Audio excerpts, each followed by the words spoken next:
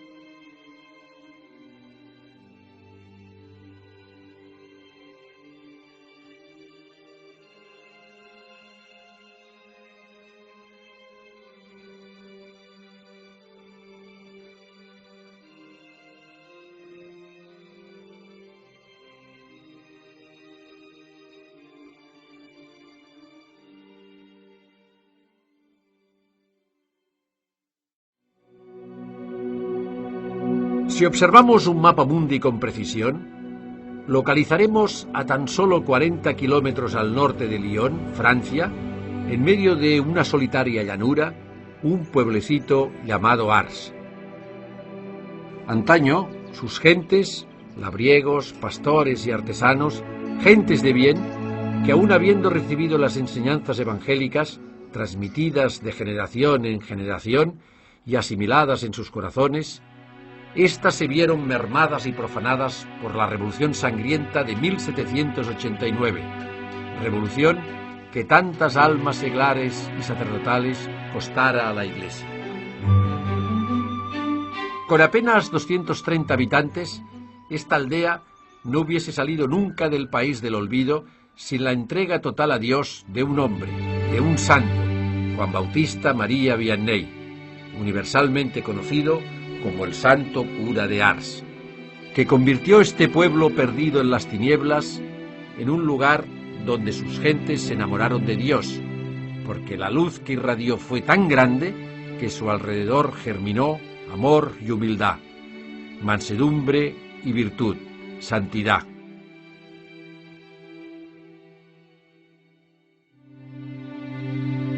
Juan María viene al mundo un 8 de mayo de 1786, en Dardilly, un pequeño rincón de la campiña francesa. Su feliz infancia, como de cristal transparente, y su juventud santa se desarrolló en el seno de una familia católica, campesina acomodada, muy piadosa. Tanto es así que se acostumbraba aquí a acoger a cuantos pobres llamaban a su puerta. La casa de los pobres la llamaron, porque en aquellos años eran muchos los desamparados que, huyendo de la cruel y sacrílega revolución, buscaban amparo en las buenas gentes. Uno de esos mendigos al que ayudarán fue San Benito José Labre, que, inspirado por Dios, predijo que un día un hijo de esta familia haría ilustre para siempre esta morada. Una noche pues llegaron a casa de los Vianney muchos mendigos, pues 15, 20, y la mujer le dijo a su marido, ¿no?, al padre de San Juan María Vianney, que no hay sopa para todos, que es que no hay cena suficiente. Y el padre le contestó: bueno, pues yo me quedaré sin cenar. ¿No? Es un ejemplo de cristiano ejemplar que generosamente sabe practicar las obras de misericordia, ¿no? Y en esas pequeñas cosas, pues Juan María Vianney fue aprendiendo de su padre esa generosidad. La madre del joven Vianney le inculcó un amor devotísimo a la Virgen Santísima. Él realmente aprendió viendo rezar a su Santa Madre.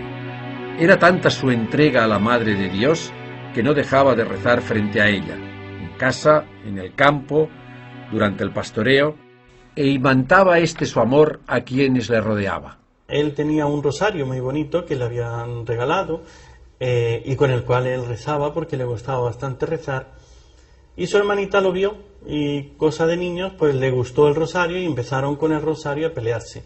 Entonces la mamá le dijo, mira, déjale, si tu hermana lo quiere, déjale el rosario.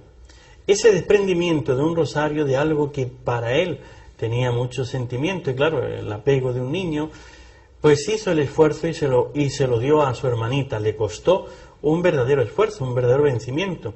La mamá, en premio, entonces le regaló una imagen de la Virgen y eso le ayudaba. Lo llevaba en el bolsillo y cuando tenía sus problemas sacaba a la Virgen, le rezaba y con eso él se iba fortaleciendo cada día.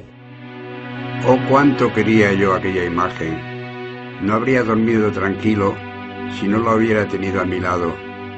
La Santísima Virgen ha sido siempre mi mayor afecto.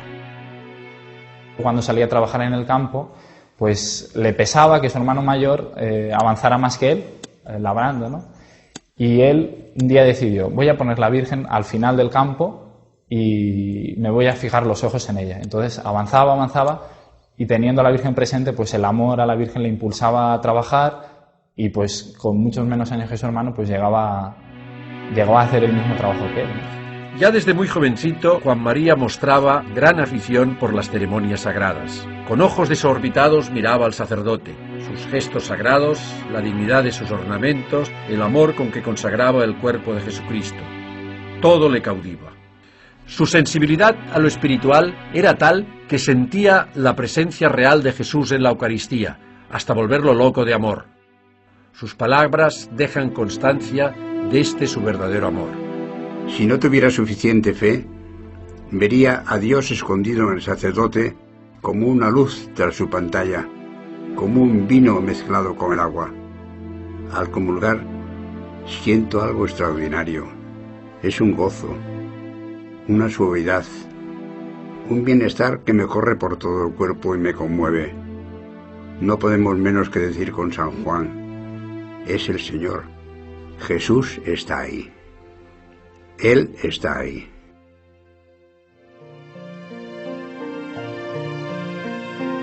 Su cuerpo crecía, se robustecía, su inteligencia se desarrollaba y en su alma anidaba un deseo cada vez más gigante, salvar almas y para ello ser sacerdote. 2 años tuvo que esperar Juan María la decisión paterna, porque su padre no veía al principio tal posibilidad. Por el coste del seminario, por la falta de mano y ayuda en las labores agrícolas de la casa. Pero Dios tiene sus planes. Ya tiene 19 años, y por lo que veo está tan firme en su propósito de ser sacerdote que nosotros no debemos contrariarle lo más mínimo. Sí, tienes razón. Vamos a apoyarlo. Es Dios quien lo llama. San Juan María Vianney realmente su vocación es una llamada sobrenatural y una lucha contra toda clase de dificultades. Primero, la guerra. Después, no hay seminarios formados y tiene que formarse como clandestinamente en la casa de un sacerdote, Padre Valey, donde el padre ve que es un hombre santo, un joven santo, y se compromete a ayudarle a sacar adelante sus estudios. Tengamos en cuenta que él viene a nacer en una época marcada por la Revolución Francesa. Esto significa una persecución a la Iglesia absoluta. Esa persecución religiosa trajo como una sequedad en la vida espiritual.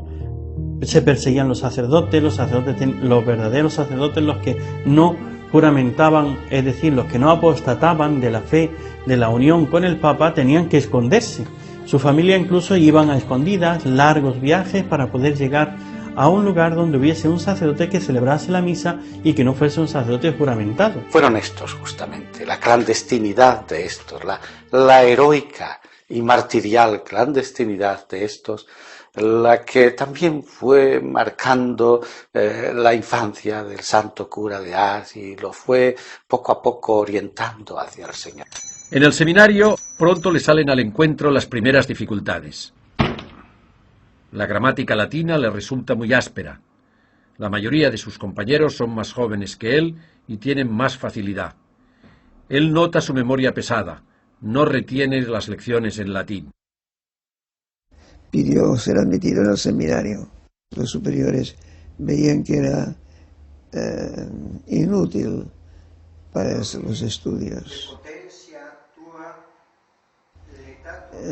no le quedaban las frases en latín en la mente.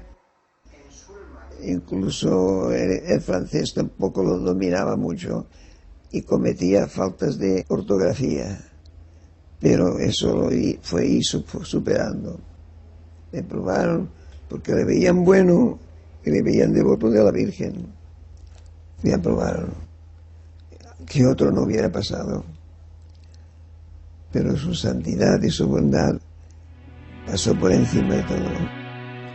Así fueron los adelantos de Juan María en los primeros meses de estudio, lentos y pesados, prácticamente nulos. Pero el joven se aplicaba con admirable tenacidad, hasta que, debilitado por los ayunos rigurosos que él mismo se impone y un agudo sentimiento de incapacidad, llega a desmoronarse anímicamente.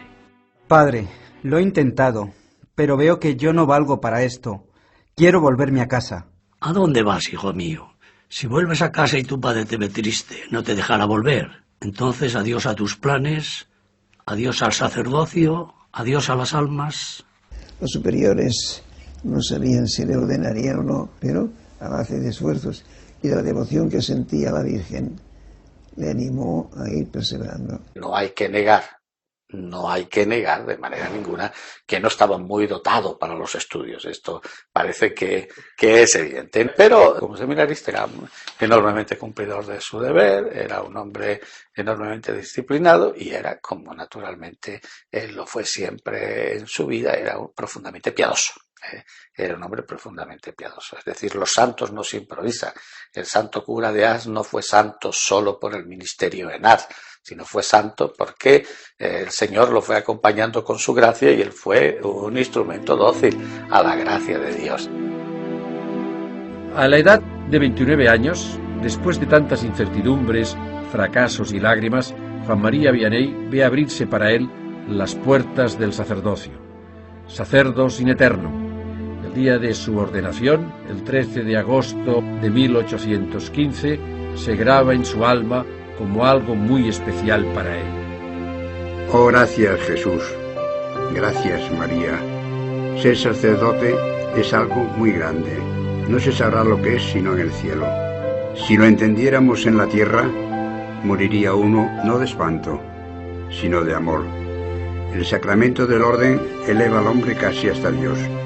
Sin el sacerdote, la muerte y la pasión de nuestro Señor no servirían de nada.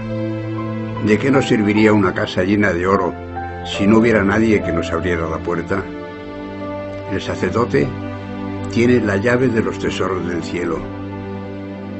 Él continúa la obra de la redención sobre la tierra. Es un hombre revestido de los poderes del mismo Dios, que ocupa el lugar del mismo Dios. Sobre todo, cuando perdona los pecados, no dice, Dios te perdone, sino, yo te absuelvo. Y en la consagración no dice, este es el cuerpo de Dios, sino, este es mi cuerpo, esta es mi sangre. El sacerdote es el amor del corazón de Jesús.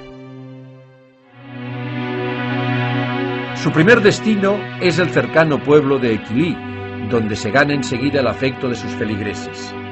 Aquí es nombrado vicario y ya tiene fama de santo. E incluso se dice que compite en santidad con el padre Balí, con el que entabla una entrañable amistad. De alguna manera fue su maestro espiritual, su maestro, el maestro de su vida interior, pero también fue su gran valedor para que el santo cura de Ars, como todos sabemos, pues pudiera llegar a ser sacerdote, junto con el vicario general, que era amigo justamente de este gran sacerdote que le acompañó. De todos es conocido los ayunos que hace, las penitencias que emplea y las largas colas de penitentes que se aproximan a su confesionario. Siempre estaba la presencia de Dios. No se daba importancia y sabía que todo era un don de Dios. Dicen que es santo. Es increíble este nuevo cura, yo no lo puedo creer. Me tiene realmente cautivada con su piedad. Oye, pero ¿has visto tú la expresión de amor que tiene en su cara, su ternura? Y esa expresión de amor cuando contempla el Santísimo Sacramento. Su manera de dirigirse a nosotros. Pues sí, tienes razón. A mí realmente me sorprendió porque me ha mandado a rezar el rosario, que yo antes ni lo hacía. Pero lo hace con tanto amor, que uno le obedece. Después de la muerte del padre Valley, será cuando el vicario general de la diócesis le envía a una aldea de unas 230 almas de nombre casi desconocido, Ars. ¿Cómo fue aquella entrañable llegada de nuestro santo a su nueva parroquia? Era tan espesa la niebla que el novel sacerdote se extravía, pero providencialmente se encuentra con un jovencito, un pastor de ovejas. Ambos tienen algo en común. Chico, escucha. Me he perdido con esta niebla. ¿Tienes la caridad de indicarme por dónde se va a Ars? ¿Sabes, pequeño amigo? Tú me has mostrado el camino de Ars, pero yo te mostraré el camino del cielo. Aquí en Ars le preocupa la triste situación espiritual en la que se encuentran sus nuevos feligreses. Este pueblo no está precisamente entre los más piadosos, más bien todo lo contrario. Reinan los principios de la Revolución Francesa. La fe está casi extinguida. Hay gran indolencia en la gente y mucha ignorancia religiosa. Muchos dejan de asistir a la Santa Misa los días de precepto. Trabajan sin necesidad los domingos y no abandonan el execrable vicio de blasfemar. Los padres dilapidan su dinero en las tabernas. Los jóvenes, con su alocada afición al baile, cometen graves desórdenes y pecados. Escuchad todos. La taberna es la tienda del demonio, la escuela donde el infierno predica y enseña su doctrina, el lugar donde la fortuna se arruina, la salud se pierde y donde se cometen los asesinatos. ¿Sabéis lo que hacen los taberneros? Roban el pan de las pobres mujeres y de sus hijos, dando el vino a sus maridos que gastan allí el domingo el jornal de la semana. Por una blasfemia, por un mal pensamiento, por una botella de vino, por 2 minutos de placer, perder a Dios, tu alma, el cielo, para siempre. Estos sermones impactantes, extremadamente duros, llegaban rápido a su lugar de destino, al corazón de los feligreses. Hablaba mucho a los padres respecto de sus hijos, la obligación tan grave que tenían de educar y de ayudar a esos hijos a que se salven.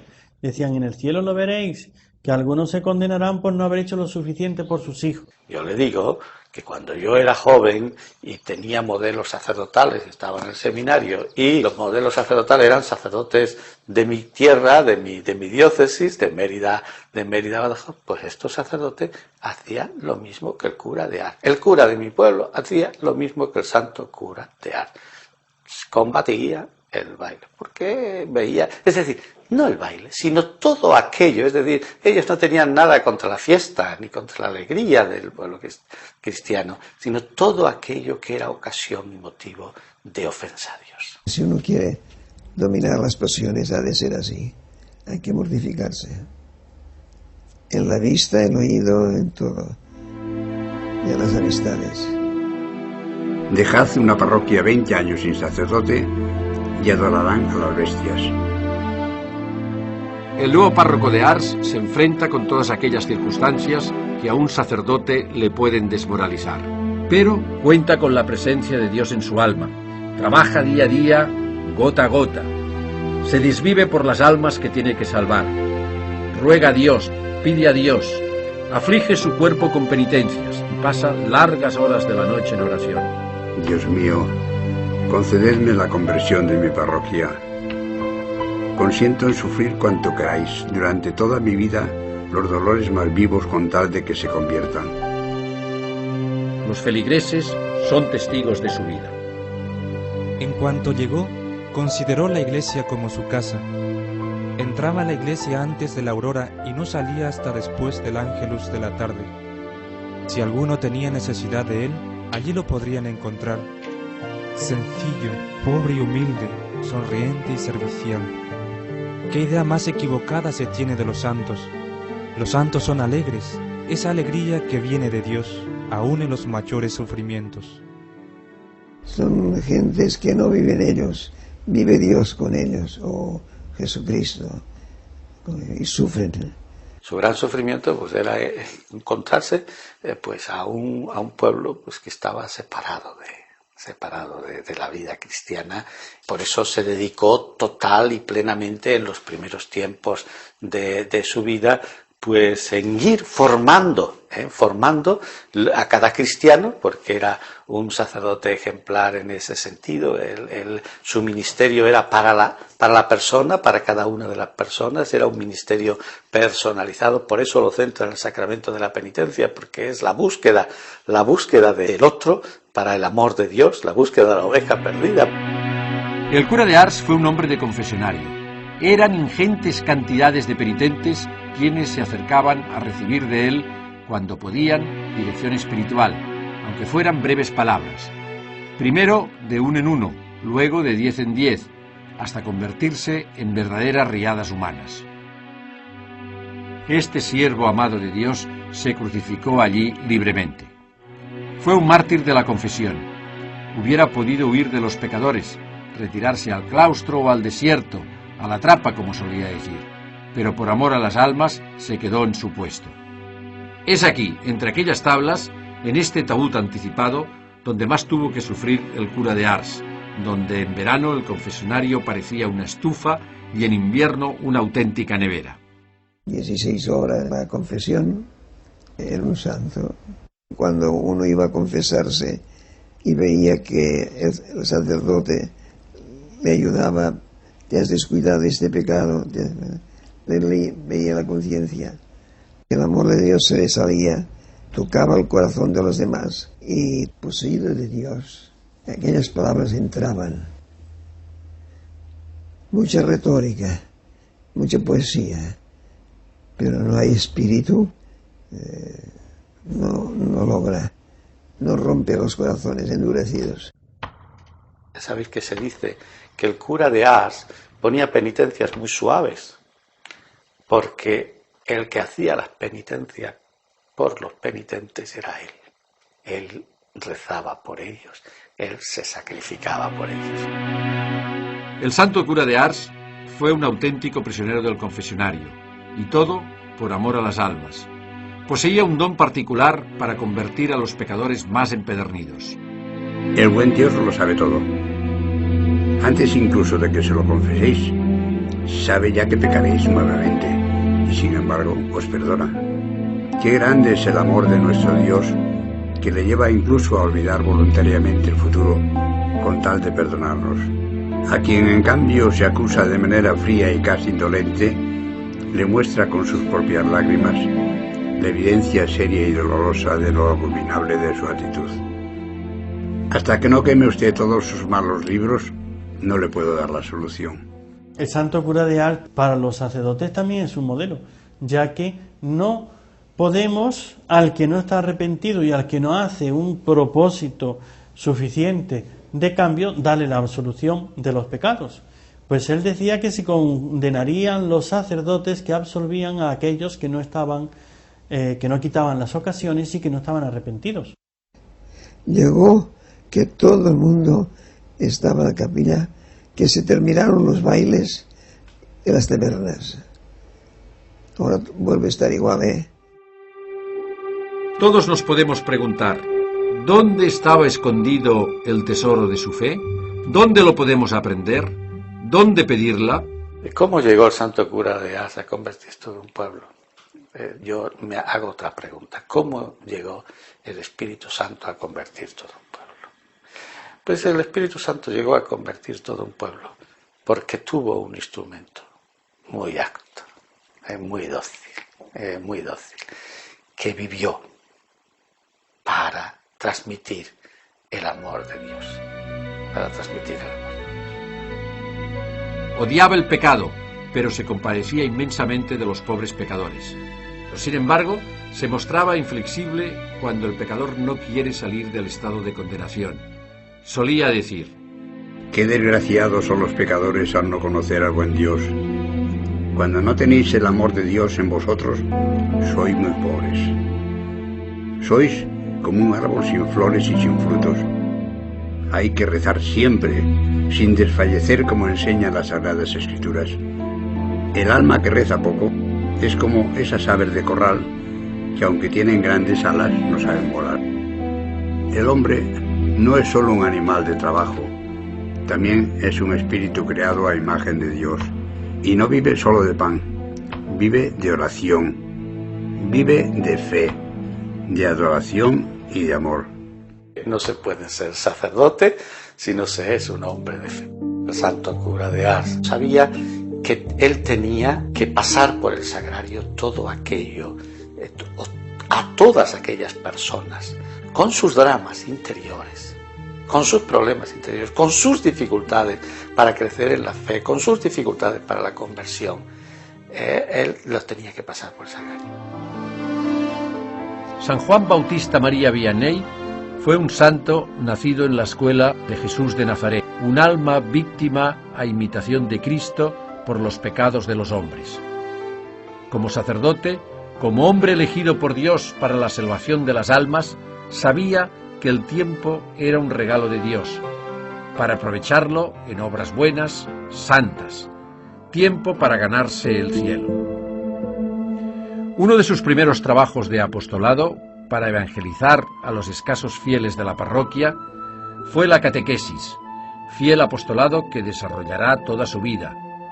Visita sistemáticamente a los enfermos y a las familias, organiza misiones populares y fiestas patronales, recoge y administra dinero para sus obras de caridad y para las misiones, adorna la iglesia y dota de ornamentos, se interesa por la educación de los niños, funda hermandades y llama a los laicos a colaborar con él. En esa catequesis que él puso, primero para los niños, después ya empezó a hacerla también para los adultos, en esa guerra o en esa lucha contra la ignorancia, les obligaba a que se formasen, ya con la lectura de vida de santos, ya viniendo a la catequesis que él daba, que por cierto, todo el tiempo que él estuvo en la parroquia, él se encargaba de dar la catequesis. El santo cura de Ars, ya sabemos que fue un sacerdote que ejerció el ministerio hasta la total extenuación. Fue una entrega total en favor de los demás, en todos los rasgos, en todas las facetas, en todos los matices que tiene el ministerio sacerdotal, porque hoy destacamos algo que es esencial en su ministerio, que es, por ejemplo, el sacramento de la penitencia. Pero no olvidemos que luego él, primero, tenía unas relaciones humanas pastorales extraordinarias. Era un hombre que visitaba los hogares, que mantenía una extraordinaria relación y cercanía con todos. Era un hombre que se preocupaba por la promoción humana. Recordemos la providencia, por ejemplo.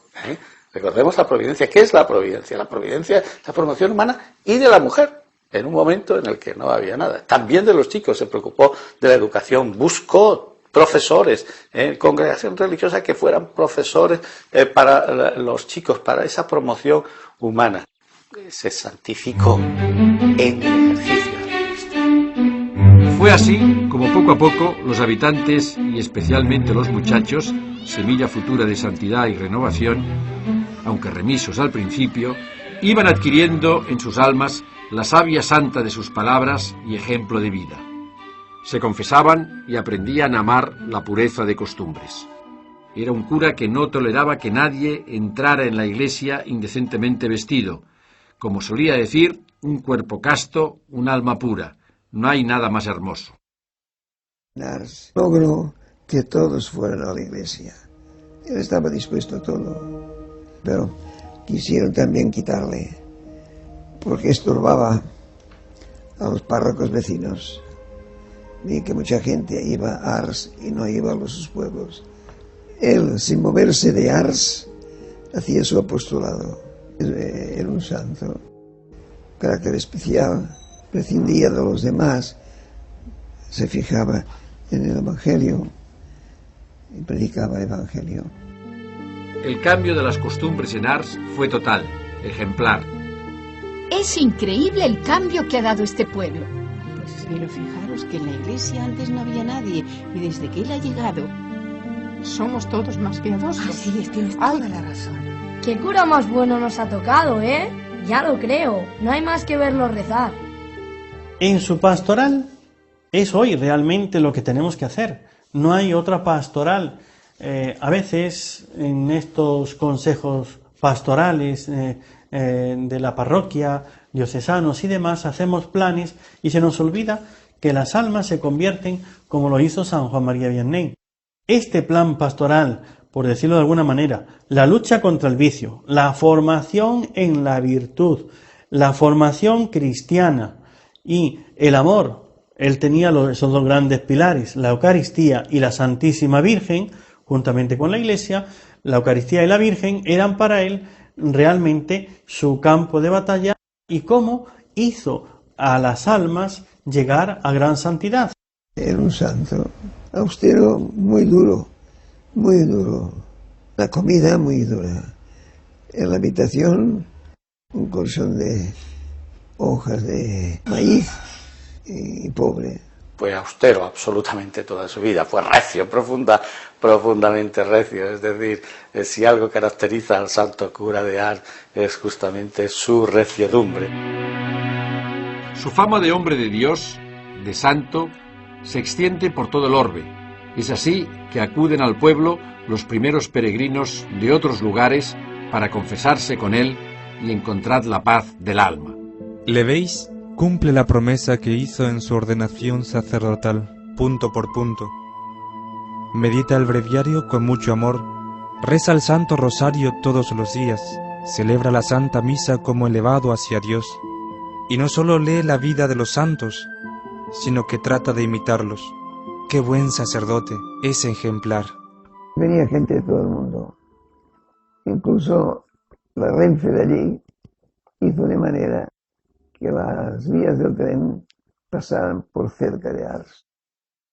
La parroquia de Ars fue como un gran hospital de almas. Él era el gran médico, el gran maestro, el gran director, y venían de todas partes, de Francia y del extranjero, a buscarle para confesarse, puesto que sabían que él era un santo, y en él buscaban para el alivio, el consejo, el consuelo y también la orientación.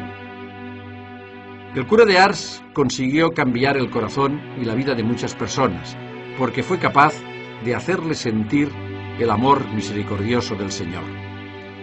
Cuando predicaba y hablaba del inmenso amor de nuestro Señor Jesucristo, del tremendo amor que nos tiene, se le partía el corazón y no podía seguir hablando. Decía que el modo más sencillo de encender la llama en el feligrés es hablarle del Evangelio.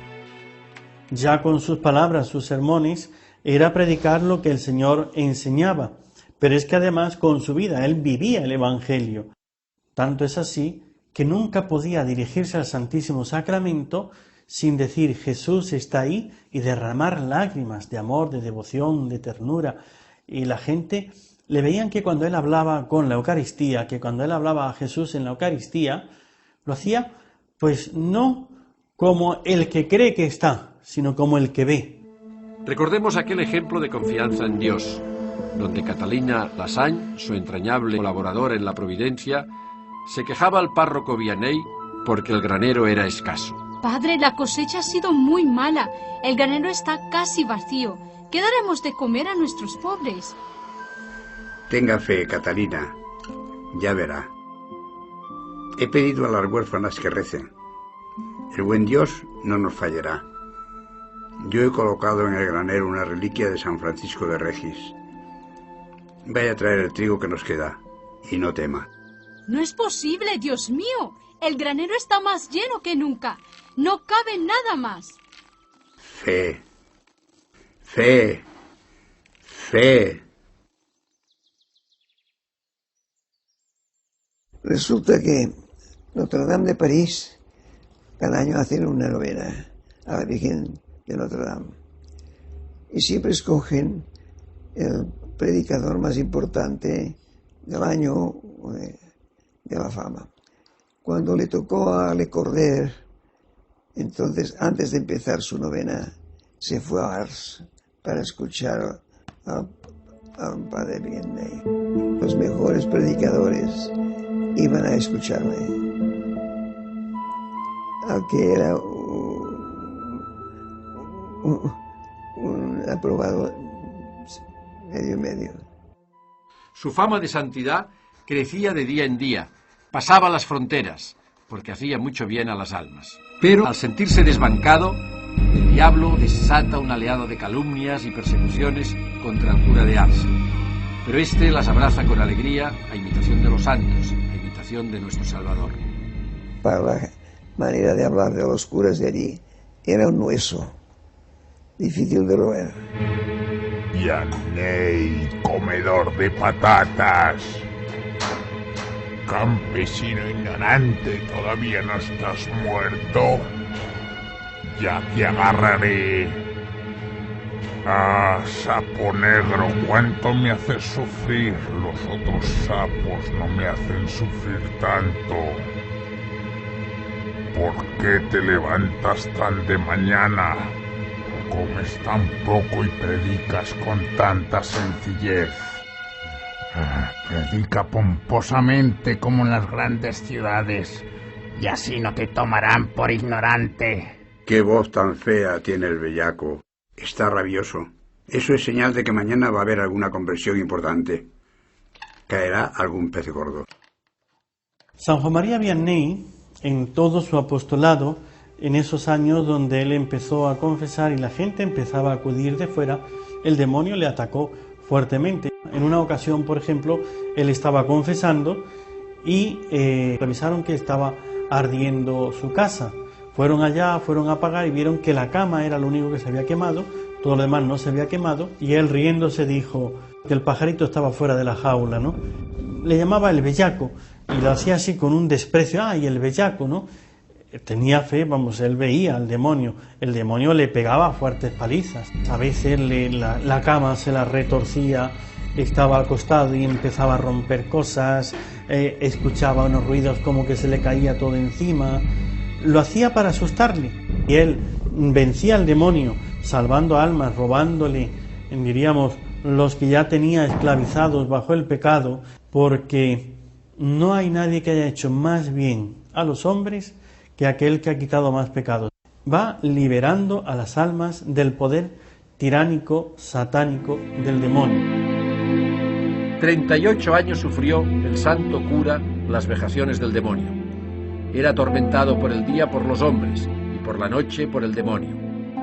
El demonio, decía, es muy astuto, pero también es muy estúpido. Si monta en cólera, buena señal. Santa Gemma Galgani, que escribía sus notas, el demonio le cogió el borrador y se lo llevó. Luego se lo devolvió y están en las notas, están las yemas del demonio. Y eso sirvió como encuadernación del libro. Lo central en la vida del santo cura de Ars como sacerdote, como hombre de Dios entregado a su santo servicio, es la Santa Misa. La misa es lo más grande para él. Durante sus 40 años en Ars, antes de celebrar el santo sacrificio del altar, se preparaba con casi una hora de oración. ¿Es tan grande lo que va a realizar? Está convencido de que todo el fervor en la vida de un sacerdote depende de la misa. Siempre que celebra, ofrece también la propia vida como sacrificio. Todas las buenas obras juntas no son comparables al sacrificio de la misa, porque son obras de hombres, mientras la Santa Misa es obra de Dios. La causa de la relajación del sacerdote es que descuida la misa. Qué pena el sacerdote que celebra como si estuviera haciendo algo común y corriente. ¿Cómo aprovecha un sacerdote ofrecerse a Dios en sacrificio todas las mañanas? Qué dolor más amargo pensar que hay hombres que mueren sin amar a Dios. Dios mío, no permitáis que el pecador perezca. Su vida sacerdotal fue una santa misa, un sacrificio ofrecido al Padre por amor a su vocación, a las almas por amor a Dios. Veían en él a Dios. Hubo hasta alguno de esos peregrinos que llegaron hasta Ars, que cuando lo vieron después comentaban entusiasmados: he visto a Dios en el cura de Ars. El párroco Vianney logró que los vecinos de Ars tuvieran vida interior, luz de Dios en sus almas, que sus almas vivieran la santidad. Amigo de los santos, no dejaba de recomendar a sus feligreses la lectura meditada de la vida de los santos o la imitación de Cristo. Él era muy devoto de San Juan Bautista y de Santa Filomena. Fue un crucificado verdaderamente, muerto al mundo y a sus pompas, un alter Christus, un humilde servidor de Dios en quien arraigaron las virtudes santas y heroicas de la perfección cristiana, dándose a los demás hasta la extenuación.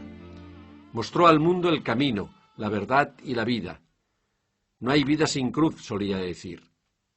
La cruz es la llave que nos abre la puerta del cielo. La cruz es la lámpara que ilumina el cielo y la tierra. No lo podemos ver. La cruz en la vida del sacerdote es una realidad. Nuestra vida está crucificada en Cristo. Por eso, como es natural, no hay sacerdote sin cruz. No. Todo seguidor de Cristo, su vida está crucificada en Cristo. Amó la cruz porque amó a Dios, y amando a Dios se entregó a los hombres para la salvación de sus almas, y esto hasta el final de sus días.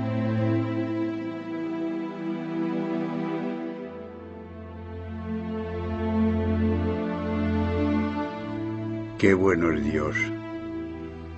Cuando ya no puedo ir a verlo, viene Él. Qué agradable es morir cuando se ha vivido sobre la cruz.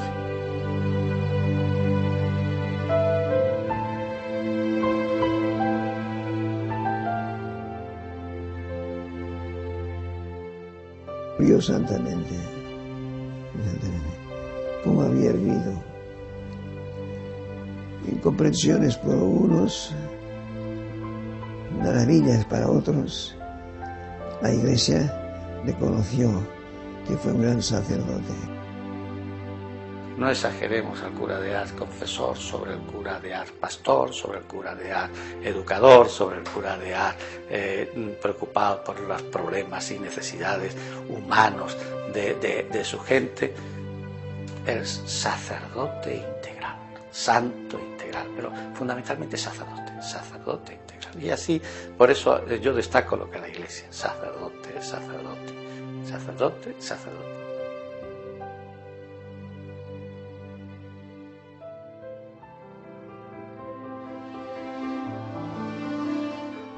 Esta es la vida de un santo, la vida de un hombre que amaba a Dios hasta dar la vida por sus ovejas. Todo un pueblo supo rendir homenaje a quien tanto dio por ellos, por sus almas, por sus vidas, y que, agradecidos, disfrutarán hoy en su presencia de la faz del Dios bueno. Beatificado en 1905 y canonizado en 1945. El 19 de junio de 2009, Su Santidad Benedicto XVI, en el inicio del año sacerdotal, en el 150 aniversario de la entrada en el cielo de Juan María Vianney, lo nombró patrono, modelo y protector de todos los sacerdotes del orden. En una solemne ceremonia, ante su reliquia más preciada, el corazón, el Papa propuso a este humilde cura de aldea como arquetipo y modelo acabado de todo sacerdote. In San Giovanni Maria Vianney hai voluto donare alla Chiesa una toccante immagine della tua carità pastorale. Fa che in sua compagnia e sorretti dal suo esempio viviamo in pienezza quest'anno sacerdotale. Fa che sostando come Lui davanti all'Eucaristia possiamo imparare quanto sia semplice e quotidiana tenero la tua parola che ci ammaestra, tenero l'amore con cui accoglie i peccatori pentiti, consolante l'abbandono confidente alla tua Madre Immacolata. Signore Gesù. Su escultura, arrodillado y así, rogando, lo dice todo. Los jóvenes de hoy tendrían un poco que mirar al joven Juan María Vianney, también preguntarse, Señor, ¿qué quieres de mí? Él, más allá del tiempo y el espacio, es espejo en el que deben mirarse todos los sacerdotes y aspirantes al sacerdocio de este milenio. San Juan Bautista María Vianney, ruega por nosotros. Oh Señor, en estos tiempos convulsos, danos muchos y santos sacerdotes.